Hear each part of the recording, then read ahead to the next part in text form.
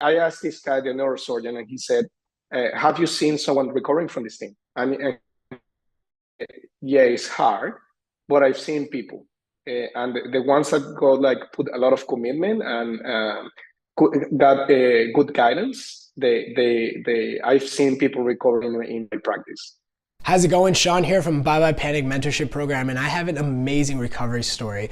I have Christian, and when Christian and I decided to have this conversation, the premise was very clear, and this is the same premise I have with all the recovery stories, which is don't hold back, say everything you want to say. Don't think about it as, I want you to say this, I don't want you to say that. Just be fully transparent about your recovery story because there's no wrong answers, because it's your story. And really just share as much as you want. That's it. That's all I told him. And so in this conversation, he really talks about the recovery journey. Now, there's something really unique about Christian here, okay? Now, as I'm filming this video I'm filming this in November of 2022, okay? But Christian joined the program in August of 2020. So he's had over 2 years in this recovery journey, which is amazing because he's really going to show you what it's like over the last 2 years and what to expect on the recovery journey. And what I would also say is this is one of those recovery stories where I'd highly recommend you to listen to multiple times because Christian drops in so many profound nuggets of wisdom that it's very easy to overlook it. He's not holding back, and he's going to tell you what his life is like right now and what he would tell you as someone who is going through the recovery journey to make your recovery journey faster and more enjoyable. So let's get it started. Welcome to the channel. I have Christian here. This is a long time coming. Christian, welcome, man. Welcome to the How's it going, mate? Can you believe it? I can't believe it, man. Can't believe we're having a talk here, man. It's so much to talk about. I know. I think I was picturing this in my mind when I was going through the journey. Just like recording with you was like that magic moment of me recovering somehow. So I just kept seeing these videos, and I wanted to be like that person that was on the other side, I guess. Well, I really appreciate you being on this channel here. Yeah, because it's great. A lot of people will find value in it, and man, what a story. So let's start. Let's go from the very beginning. How did all start? So look, I was kind of like halfway through my wife's pregnancy, and I was getting stressed with work, normal stress, and I guess people kept triggering me with these what ifs, like I was announcing the pregnancy, and a guy said, well, don't say it so quickly. I lost a couple of babies, blah, blah, blah. And other people like making comments like this kind of type. And it kind of triggered me in a bad way, like thinking all of these what ifs scenarios. And I just kept getting, as we went through the pregnancy, just getting more and more worried about these what ifs. And then one day I was just sleeping, and I felt these palpitations. I went from my chest to the head. And I was like, wow, I've never experienced this thing, And but I was like not overly concerned. Like I didn't go to the doctor or anything, just like this is very, very new to me. And then I just kept having these things at night, and having this like chest pain here, right here in the middle, which just got more severe and severe as I went through the pregnancy. And yeah, and then I was checking on that chest pain, and doctors, up to that point was just like normal checkups, and they're like, no, I can see like there's nothing wrong. I think it's just anxiety, and at that point, anxiety to me was like stress, high stress or something. I was very naive on the topic, so I was like, okay, but for some reason it didn't like reassure me. So I was like, I don't know. I've never felt this. Like I experienced stress in exams and stuff, but never this thing like so intense, And just kept going and kept going, and then I started like obviously searching. great advice. Searching on Google like what is this chest pain, and it kind of triggered me into this like test that they give, like if it's the top corner is blah blah blah, like pancreatitis, and if it's the left hand side, is blah blah blah. So I was kind of like, yeah, this is me, and I was like, pancreatitis. I got pancreatitis, and then like reading things like if you don't check it quickly, maybe some people die in a week and stuff like that. I'm like, oh, maybe it's me. Like I might die, so I need to go to a doctor again and check. And the doctor is like, oh, no, you don't have pancreatitis. But I kept believing that, like as I, like this guy doesn't know, so maybe I need to keep checking. And yeah, one thing led to another, so I kept like just getting more worried about this symptom that I've never experienced, which was more, I would say, the thing that triggered me was chronic, so not like going off and on. Um, and then I just then led me into the path of having my first panic attack. So I was like walking in a park, and I felt this thing in the arm that went to my face. I remember my mother had something like this, obviously in her 50s, 60s, and it was something related to the heart. So I called her and like, how did you feel this thing when you had the heart problem, you know? And she said like, yeah, no, I felt it in the arm, going to the face, whatever. I'm like, oh, I'm having a heart attack or something, you know? So yeah, I remember calling my brother and then and my wife, and they took me to the hospital, but I really felt like I was dying. So I said to them like, look, I need attendance really quickly, otherwise I don't feel I can get through this thing. I was like short breath and shaking and telling the people just check on me, you know, and what's going on. And again, just they went through these tests and stuff for the first time, more a bit more severe, like more intense, sorry, on the medical side, but nothing like chest scans and things. In emergency, nothing. So they said, look, there's nothing to worry about. And again, I went home, and but I didn't feel reassured. Nobody told me what was going on. Uh, so all these symptoms, all these things, and the panic attack. I wasn't worried about I guess, the scare of the panic attack, but what I was experiencing, you know. So that's how everything kind of started to become more chronic. And so how long did that go on for? Like how long were you like really like dealing with this where you felt like you were like really lost, where you're like, man, I really don't like when how long was it before you realized it was anxiety?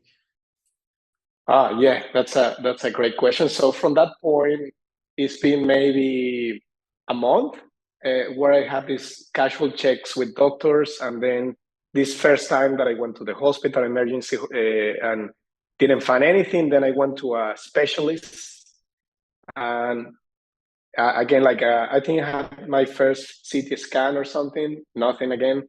And up to this point, like three checks with like very thorough checks, and all of them said like, look, there's nothing. I kept going to this doctor like maybe two, three times, and he checked like for something in the bladder or organs in the middle of the body, whatever. Nothing. And the guy, I think what really triggered me that the guy said like, there's nothing going on, and I was looking for an answer like Yeah. stress or anxiety or something. But they just said like there's nothing medical, and I was like, there has to be an explanation for what I'm feeling. So Yeah. I just kept looking, and three doctors, like you know, bloody PhDs and 20, 30 years of experience, but they say you got. I can't find anything. So I say, why am I experiencing this? And they say, I don't know. They couldn't. I was needing like that person that said, this is it, and this is why you have it. That's why I was mistrusted of doctors, I guess. Mhm. And so again, it kept going for maybe 2, 3 months, and I had more panic attacks. So maybe three, four a day, five a day. I was symptoms were getting more severe, and finally I found this doctor, and he goes, and it's anxiety. I'm like, okay. And I said, oh, but please check, because I was like doing again Google and stuff, and I kept finding these weird conditions, like maybe they don't know, whatever.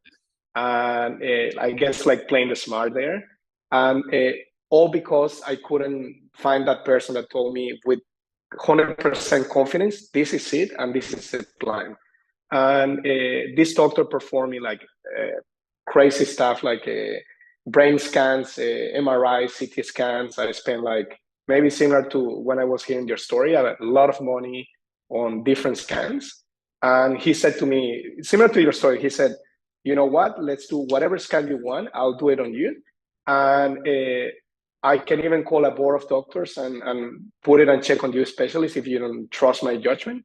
I know it's anxiety and you're suffering from, sat with me on a coffee, I remember that day, and he said, you got hypochondria or Yeah. health anxiety. It's going to be tough because, you know, he didn't explain like too well, but basically you believe you're sick and it's creating all of these things. It's all in your mind, right? They say it's all in your mind. So I'm Yeah. like, it's all in my mind. What does that mean? You know? Again, finally, he told me it's anxiety, but he didn't say how it works. You know? Uh-huh. And I was rejecting the idea because then I jump on Google and say like anxiety, and people say like you cannot recover from anxiety. So Mhm. I say like there's no way I got anxiety. Like Yeah. I was nah. I can't be living with this for my whole life. Mhm. That's exactly what you find. Like and then he referred me to a psychologist. But at that point, I was rejecting the condition because of so much I've been through and nobody kind of knew, and I was going between doctors. Um, so yeah, it took very good, maybe 3 to 6 months to finally get to the point where it was diagnosed. But again, I didn't believe the diagnosis, I guess. Mhm. Got it. Okay. Yeah. Yeah. That's super common. So you finally had a doctor that told you it was anxiety, and Mm-hmm. naturally, it's like I don't really believe you. So what happened after that? Then what happened? How did you, I guess, stumble across, my work and stuff? And like what was that pivot? What was that shift for you where you were like, oh, okay, maybe this is actually like how did that work? Yeah. So from that point, he says it's anxiety, and then I'm like, I'm very lost. You know, I checked 3 doctors. None of these guys said anything, and then this guy says it's anxiety for the first time I diagnosed. Mhm. Okay, and then I guess I was having all of this. I kept going with the checks, with the scans and stuff, crazy stuff. Kept spending money. He sent me to a psychologist for a first stage. But I kept searching, like what's going on with me, and I was really confused. The symptoms got more severe, so I had more symptoms. And it got to a point where he said to me on the consultations, you can only check with 3 symptoms on me because you got like a period of the Yeah. consultation that goes through. So he got me, okay, just ask 3 symptoms. And I had like a list. I even made a map of my body and all of the things that I was feeling. There Yeah. were like maybe 20 of them. And the guy's like, just ask me 3 things. And I was like, okay, this thing that I'm feeling in the eye and this thing that I'm feeling in the chest. Are you sure? Are you sure? Are you sure? Whatever. And Mhm. the guy, yes, it's this, but with complete confidence. So I started to feel like maybe this guy's right, but I still wasn't sure. And my mother called one of our good family friends. He's one of the best neurosurgeon in our country, in Venezuela. Yeah. And he said, send me all the scans, everything you have. He checks on the things and he's like, it's anxiety, and he's like 40, 45, 50 years experience, you know, specialized on the brain and the all of that. And he's like, this is it. Mhm. And I'm like, okay, second person that says that. So, and my family really trusts this guy. So I was like, okay, I'm starting to believe he's that. And he told me again with fully confidence, I've seen this many, many, many times. I'm specialized on diagnosing these things. And another friend of my mother again check on the things. He's in another practice, but they're very experienced as well. He Mhm. also said it's anxiety.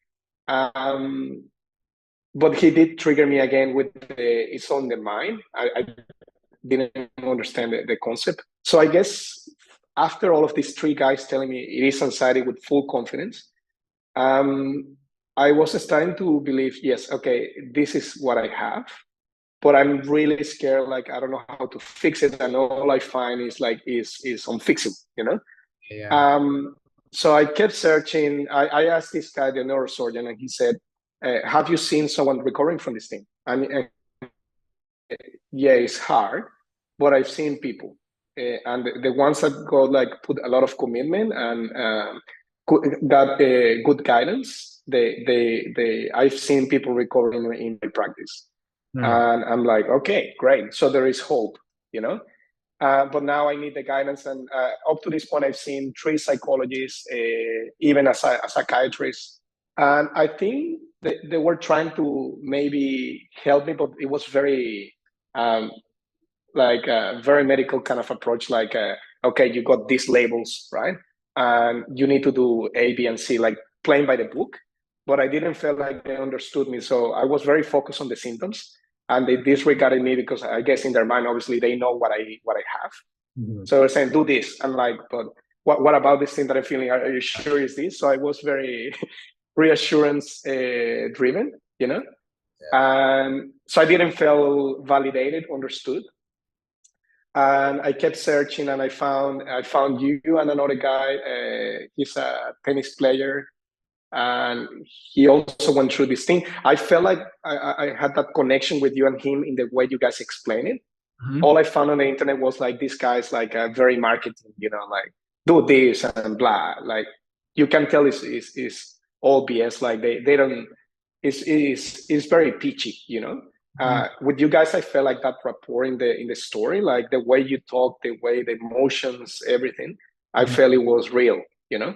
So this guy, the tennis player, I think I felt like he gave me a bit of good understanding of the anxiety and how it works. So it Mhm. was like a good maybe foundation, but I was still understanding the condition, but I felt like I had no understanding of coming out. Just like a general knowledge of how anxiety works, which was very helpful. Um, but again, when I saw your videos and I saw all these stories, like I guess what I'm doing today, I felt like I can see, real people going through this thing, coming out. It's a real deal. It's not like again a pitch marketing thing. And I felt through the words, the emotions, everything that it was real. So Mhm. I'm seeing all of these people recovering, and I'm like, I need to talk to this guy. I need to see how he went through this thing and came out. I believe he can teach me if it's possible. And these guys are testament that it's possible. I want to learn from you guys. That's when I reach out to you. Yeah, yeah, yeah. And I remember you reached out. I remember our first interaction, and then I remember our next interaction, and then you Yeah. joined, the mentorship. Now, I have my experience of you in the mentorship, and I would definitely want to share that. But I'm curious about yours, because watching you was pretty amazing to watch in a weird way. I don't think I've ever told you this, but watching you a little bit behind the scenes was actually very fascinating. But I wanted to get your side, like I wanted to hear from your perspective. How was the journey like in the mentorship? Yeah, look, when I first joined, obviously, I guess I was very stubborn because I had to let go of the idea. Nothing has worked for me up to this point. It's a very tough position for you to take because I've tried acupuncture, I've tried three psychologists, a psychiatrist, I tried all of these doctors. Up to that point, no one could help me. Even my family, obviously, that they cared the most about me, they were trying to help. No one could help me. So I was feeling very hopeless. And almost you become this person that you can see a story that is real, but it's Mhm. almost like I want to help you, and you feel like I don't think you can help me not in a negative way, but like I've tried everything. I don't think show me.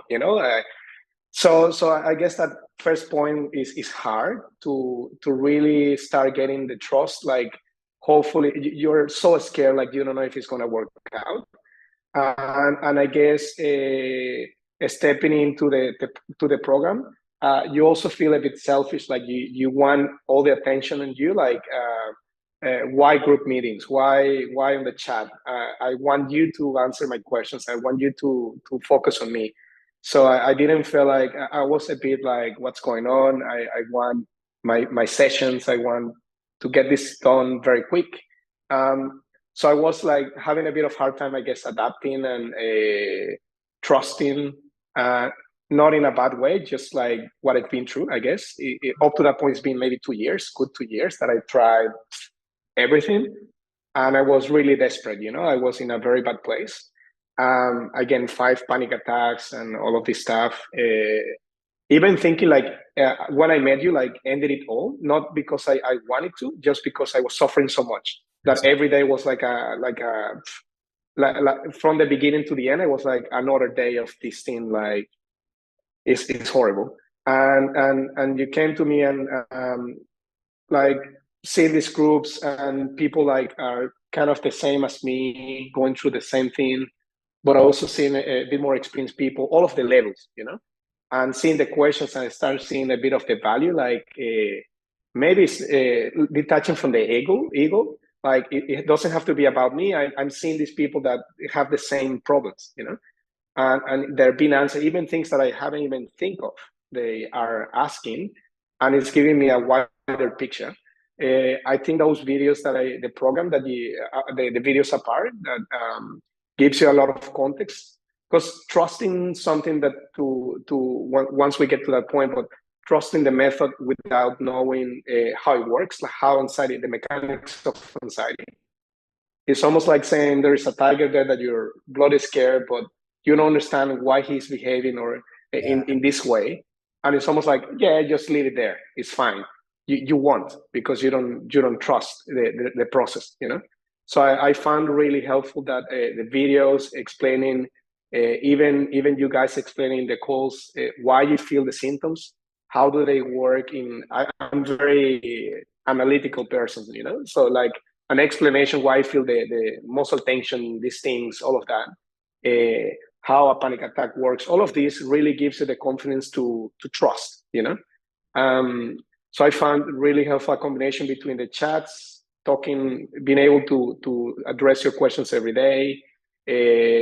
I think you guys take it really seriously in terms of the suicide and all of this stuff as well. The diagnose, like talk to your doctors, all of this is very professional.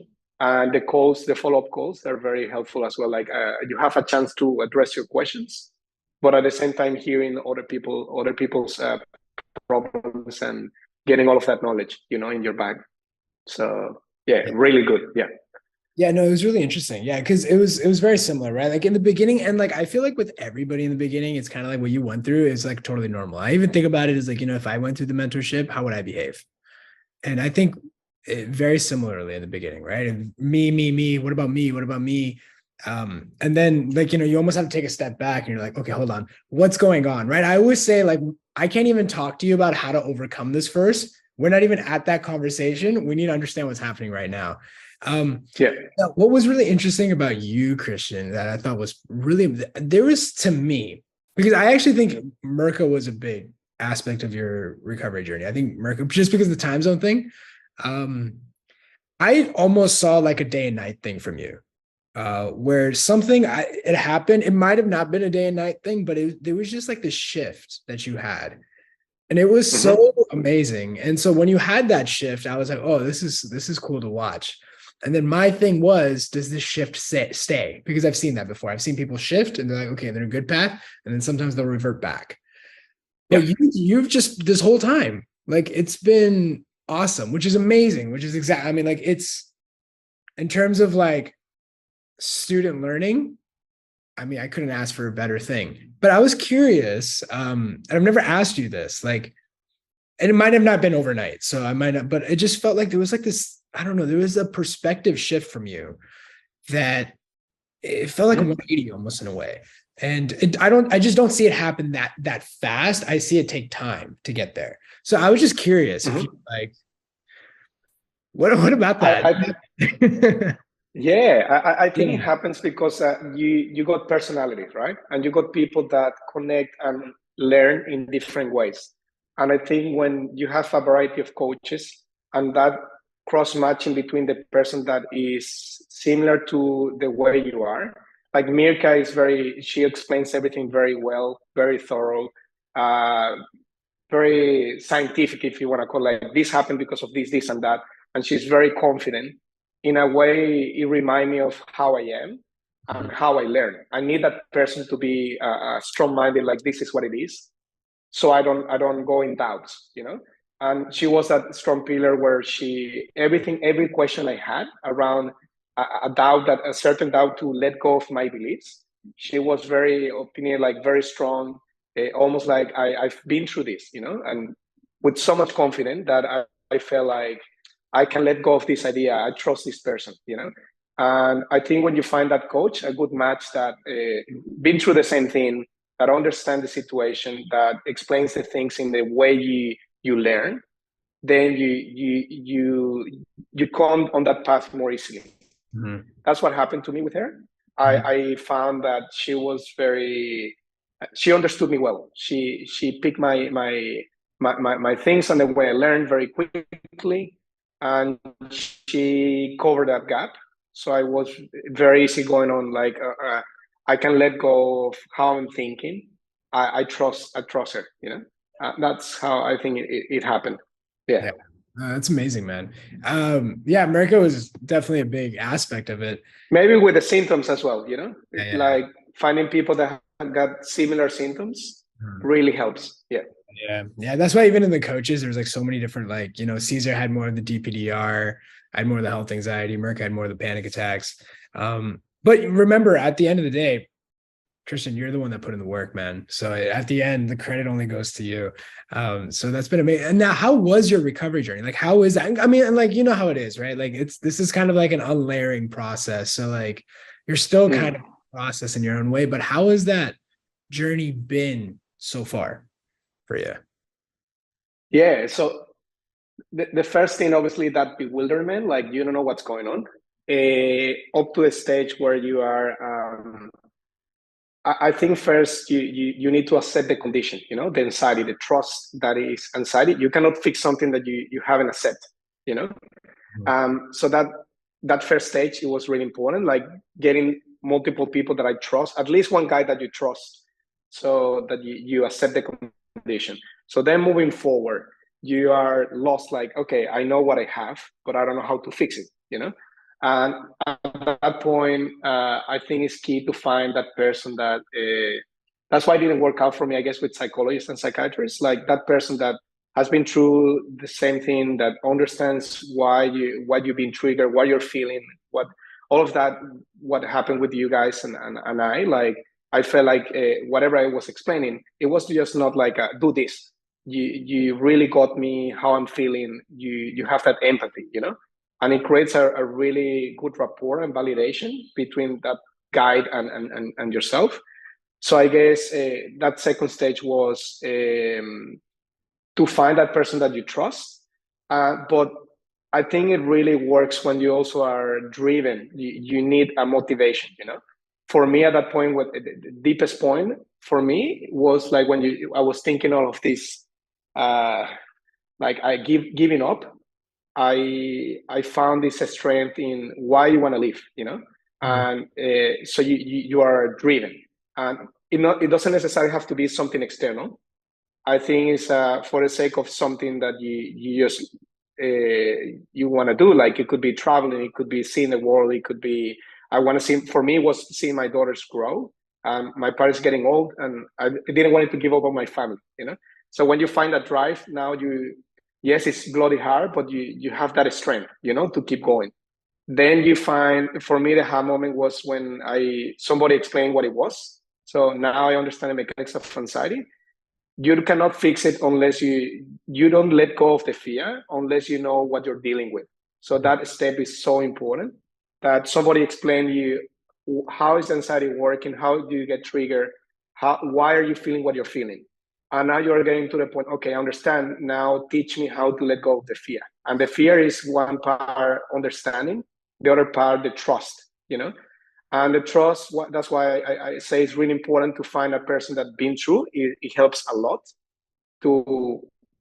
I trust you because I know you came the other way. You've been here, and I feel like you can guide me. Whatever I was experiencing, the setbacks, everything, you've been through them. So you can say with confidence, yeah, I made those mistakes, and this is how you come out. So that was really important for me. This belief of it's all in your mind, it's so confusing.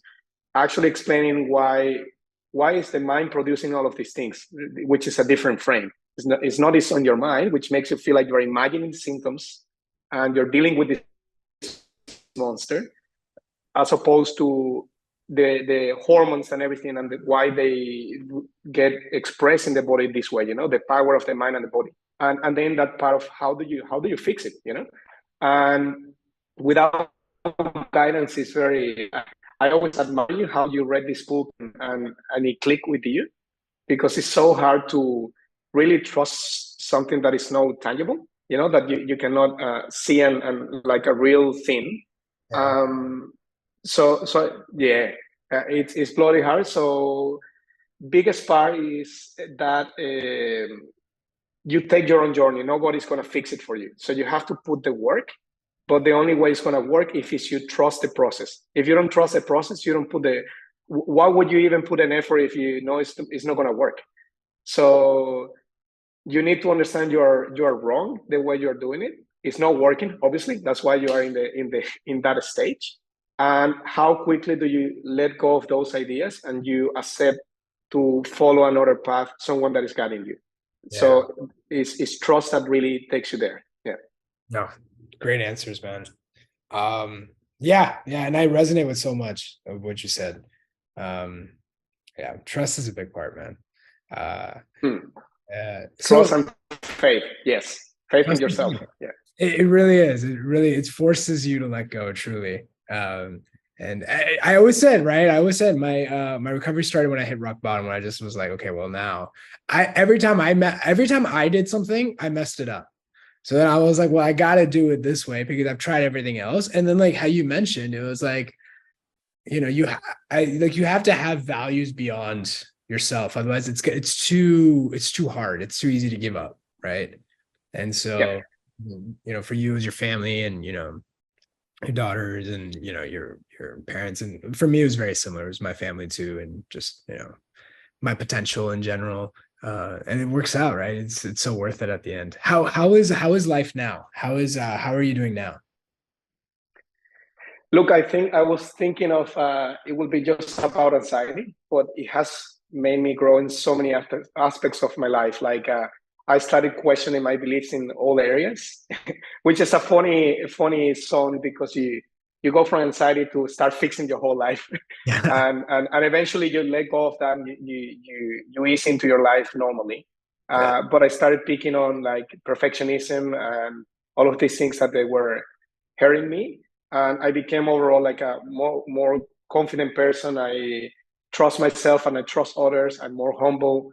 I have faith.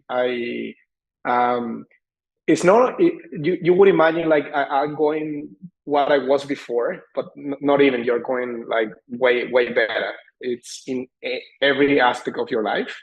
You're more resilient, more stronger in everything. So I feel like it has made me go into force because I didn't choose it, but I'm so glad that I was forced to look into my emotions, mental state, and I'm like overall like a much better person. Yeah. I'm feeling great. I'm feeling even just a gift that I can help more people. It feels amazing. I found that I think similar to you. Like I feel like that's a purpose in my life, to help people. You feel it, right? It's like, because like you went through something, you didn't want to go through it. You didn't think you were going to come out. You came out and you were like so shocked, and it's almost like, to me, it felt like I couldn't, like, I always felt like, this sounds kind of silly, but I don't know if you ever heard me say it on the call. I sometimes say it. I don't say it too often, but it's like, I felt like I got a second chance at life. And yes, it's almost going to be like, I'm going to be judged for it. It's like, yo, you got a second chance. It was almost like a gift. It was like, it wasn't supposed to happen, but it was given as a gift. And to me, it's like, okay, well, what did you do? What did you do with the gift? And that's why it's like, okay, well, let me try to give back and help out, because, and so, yeah, I know exactly what you're going through. So what's going on right now in terms of like, are you helping other people and stuff? I'm curious about that in general.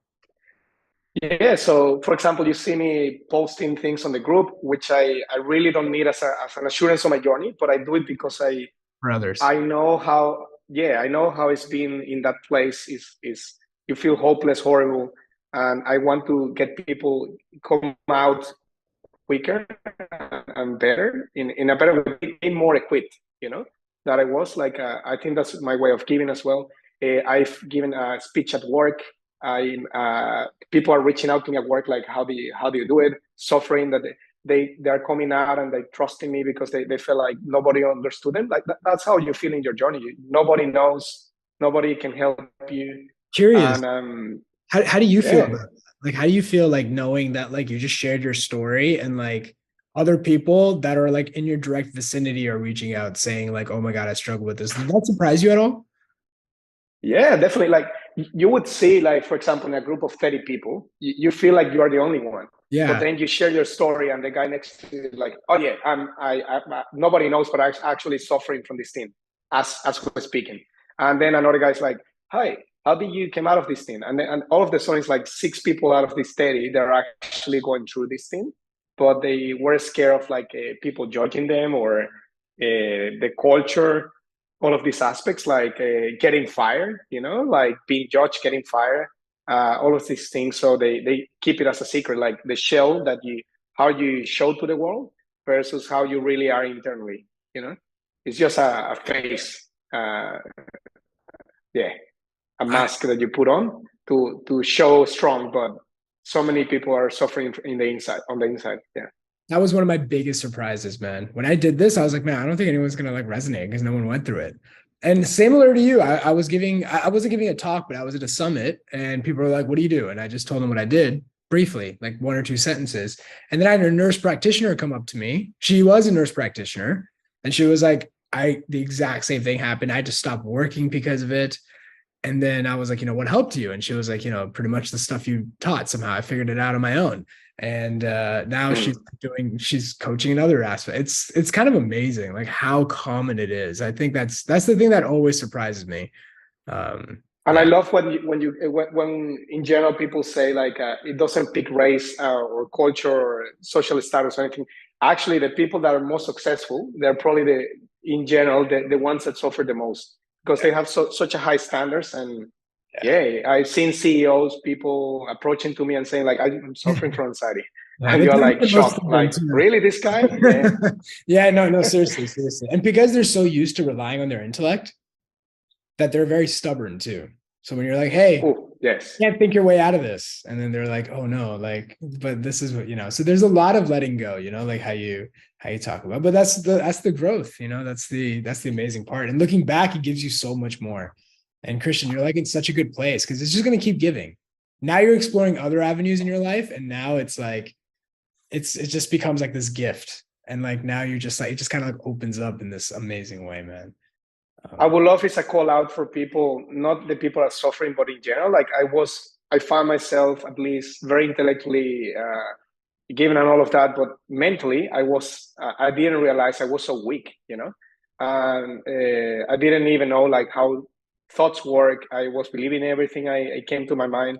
I have no tools whatsoever to overcome this. Literally, was driven by my mind. Like, what if this happened? And then I was just constantly in a rush doing things, and I didn't question anything, just like going through this, whatever came to my mind is truth, and yeah, now, yeah, hopefully people, even I would hope that even schools teach these things so kids don't have to suffer when they're a bit older. Yeah. I agree. That's the ultimate goal, I feel. We could prevent it and just teach it, right? Because we always learn we learn how to like gather data. When they're screwed. Yeah, Yeah. yeah, but we don't learn how to like use them. We don't understand the mechanics of it. We just like absorb knowledge, but we don't know like how does the mind truly function. And like, yeah, no, that's a great point, man. Christian, what would you recommend? What would you tell somebody who's like in the thick of it? I always kind of end it with this question in general, which is, what would you tell somebody who's going through this right now that feels unique, that feels probably like how you did in the very beginning, who's watching this video? What would you tell them right now?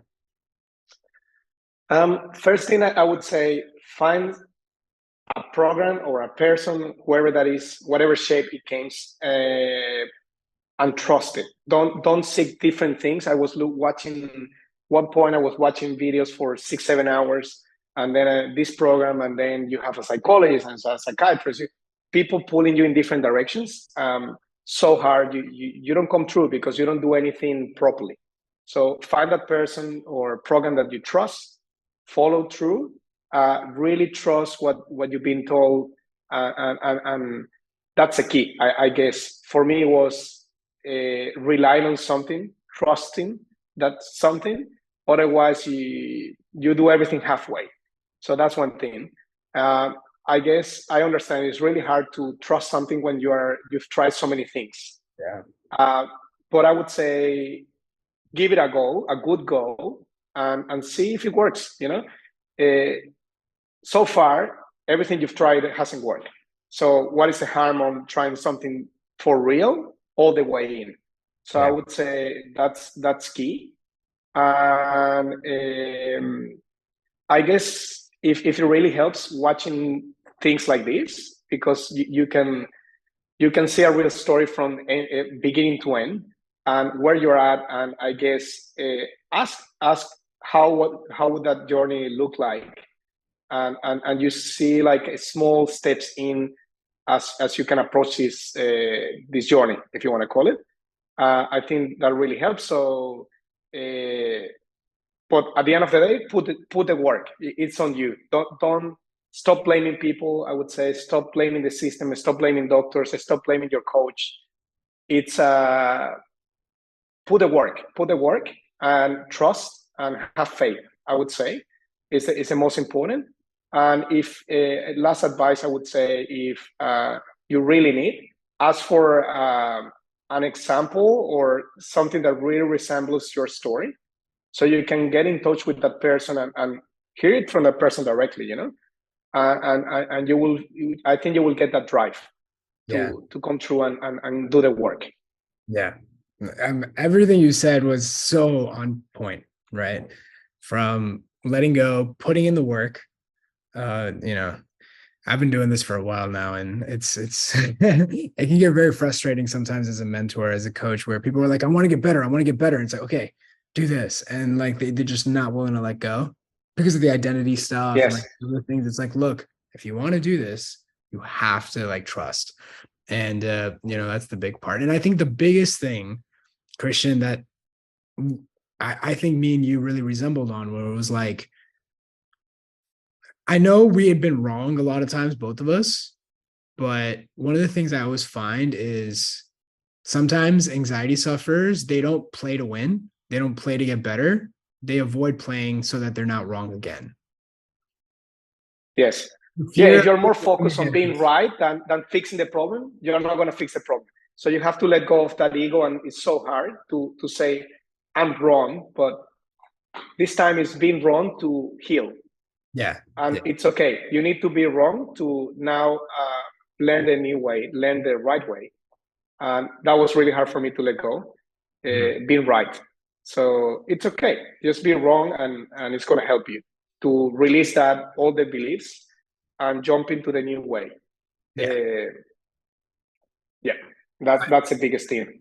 I agree. I always say to a committed person who's interested in the truth, what does it matter? Even if they're wrong 100 times, 10 times, 1,000 times, it's just another direction. It's like, okay, another lesson. And then you just move forward. Another lesson, exactly. The longer you hold on to being right is the time that it's going to take you to heal. Yeah. Because being right in this case, it means you are attaching to your beliefs, and your beliefs are what is making you sick.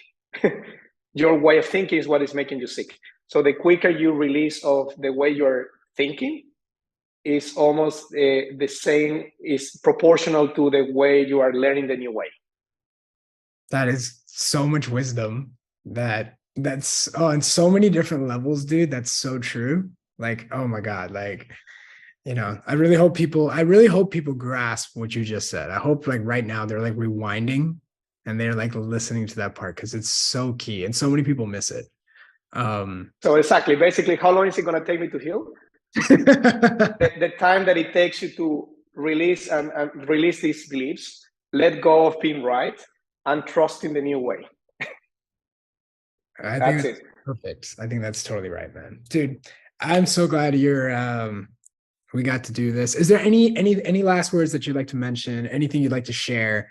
Um, Anything at all? I mean, like the last thing you said was awesome, but I wanted to ask if there's anything else. I would say have a good chat with the people that surround you because they're so important in your journey.